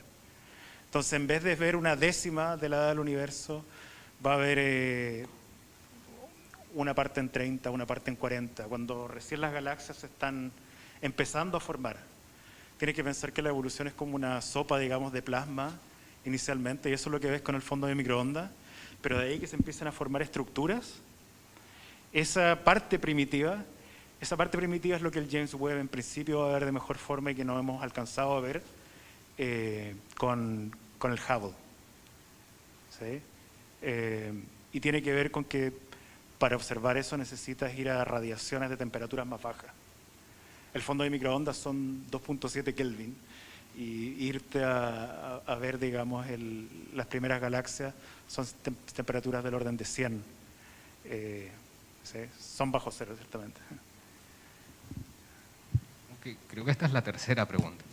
Vale, vale. El James Webb se supone que está en un punto del L2 que es, no sé si es Lagrange. Lagrange. No sé si entiendo muy bien eso, pero está como entre medio, es como un punto intermedio de dos órbitas para que esté estático y no se mantenga orbitando, o está orbitando, haciendo una órbita, o está estático en ese punto. Lo que no entiendo es si delante hablabas de mareas gravitacionales, es como que se estuvieran dos mareas, lo que lo mantiene estático, o no tiene una relación con eso y es otro el principio que lo mantiene ahí. Tiene que ver con eso, el punto de Lagrange 1 es el punto en que está entre el Sol y la Tierra, y el 2, a donde va a estar el James Webb, está afuera, digamos, ¿sí? Está más allá, digamos, de la Tierra. Se mantiene colineal, es un punto que le da estabilidad al movimiento. Tú puedes poner un satélite ahí y siempre va a estar yendo de forma coorbital con la Tierra, si la va siguiendo. Y le da la espalda, en cierta medida, al Sol, que puede ser algo bueno. Esa es la idea. Es un punto más bien de equilibrio, nada más. Pero sí se relaciona en una parte un poco más compleja con el tema de fuerzas, digamos, de marea. Te puedo contar quizás más en detalle en persona después, porque puede ser un poco más árido. La otra, cuando hablabas del sistema TRAPPIST 1. TRAPPIST 1. Sí, TRAPPIST 1. La verdad no lo conocía, no había escuchado hablar de él, y llama un poco la atención eso de que mantuviera, digamos, este orden. En algún momento, no sé, por ejemplo, la segunda ley de la termodinámica establece de que todo en algún punto, digamos, tiende hacia el desorden. No sé, los soles en algún momento en el plano evolutivo del tiempo se convierte en una u otra cosa dependiendo de la masa que tenga, etc. En este caso, este sistema solar TRAPPIST 1, ¿cómo, digamos, respondería a la segunda ley de la termodinámica, o siempre se va a mantener, digamos, en un equilibrio que no tienda al desorden? ¿No rompería eso, digamos, lo que se sabe sobre la segunda ley? ¿Estás pensando en entropía? Hay en este sistema, efectivamente uno podría pensar en términos de leyes de la termodinámica, pero hay otra componente que no mostré acá y que es importante, es que también existe mucha disipación, se va perdiendo energía también, y esa disipación tiene que ver con las fuerzas de marea. Y en particular, a medida que pasa el tiempo, esas siguen actuando, es lo mismo como actúa la Luna en la Tierra, y va generando que parte de esta energía, digamos, se vaya yendo del sistema, y desde la perspectiva del movimiento de los planetas, la entropía puede ser como baja.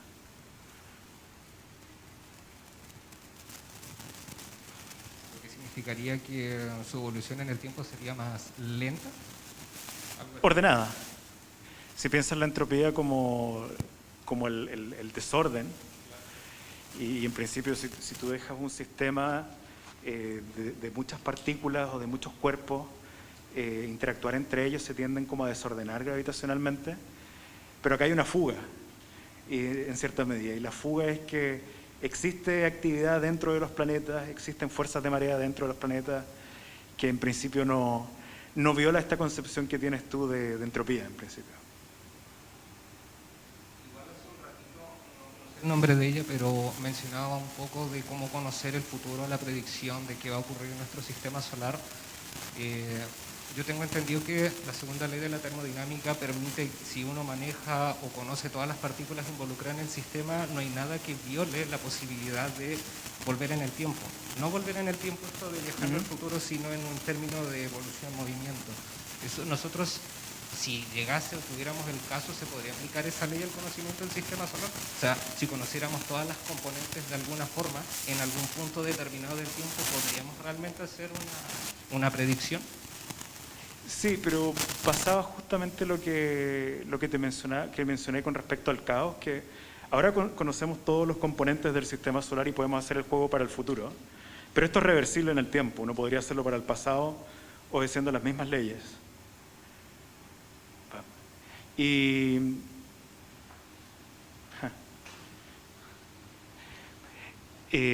Pero justamente el caos es el que no te permite hacer esas predicciones, digamos. Eres incapaz, uno es incapaz de poder evolucionar esto en el tiempo y decir a dónde va a estar cada cuerpo en el futuro. Simplemente no es posible. En términos abstractos es posible, en términos abstractos en el sentido que conocemos la ley. Si conociéramos realmente la posición de cada uno de los planetas de forma exacta, lo que tú dices sería cierto. Pero incluso un movimiento de un planeta en 1 milímetro o en el ancho de un pelo, en el futuro implica 2 caminos completamente distintos. Y ahí viene la incapacidad. Y de hecho, cuando hacen los cálculos para el sistema solar, lo que hacen es usar todos los cuerpos iguales, y a Mercurio creo que lo mueven 1 milímetro, una cosa así, y se vuelven en historias completamente distintas, donde en una de esas historias Mercurio se cae del Sol, por ejemplo. Entonces ahí viene un poco nuestra incapacidad.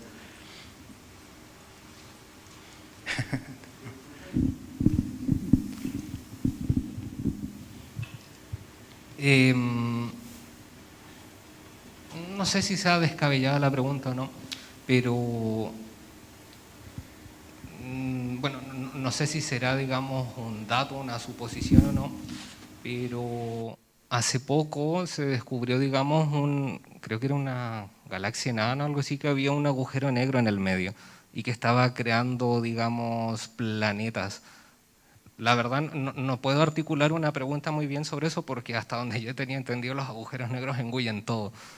Pero en ese punto estás generando planetas, o sea, la verdad no sé, aquí pregunta totalmente abierta, si me puedes aportar, digamos, quizás alguna orientación, algo para leer sobre eso.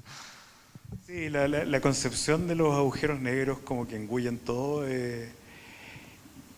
no es muy precisa. O sea, nuestro Sol podría ser un agujero negro. Lo único que tendrías que hacerlo es comprimirlo a un radio de 2 kilómetros o 3 kilómetros, dejarlo bien chiquitito, y sería un agujero negro. Y nosotros, de hecho, salvo de no recibir la luz del Sol, estaríamos viviendo igual, digamos, estaría todo igual. En ese sentido, y no nos engullería, ¿sí? Nosotros estaríamos teniendo la misma historia como sistema solar en términos del baile de los planetas, no habría ninguna diferencia. Dicho eso, bueno, obviamente no tendríamos luz, sería lo mismo que estar dando vueltas en el espacio. No tenemos una fuente de energía. ¿Sí? Sería una estrella muerta, completamente oscura, que no nos genera nada de energía. Dicho eso, bueno, no sabemos de planetas en agujeros negros, pero sí sabemos de planetas en otras estrellas muertas, que son las estrellas de neutrones, que en vez de comprimirlo en 3 kilómetros del Sol, lo comprimes en 11 o 10. ¿Sí? Y en ese caso, la luz todavía puede escapar, también radian, pero ya son estrellas muertas. Y lo único que hacen es enfriarse y no permiten, no generan mayor, digamos, radiación para la vida, por ejemplo, en un planeta. Y el primer planeta que se descubrió fue en el año 92, fue alrededor de una de estas estrellas muertas. Entonces, eso es lo más cercano que uno puede llegar a un planeta o un agujero negro, del cual no sabemos. Es posible, no sería engullido, pero no tenemos idea si existen todavía.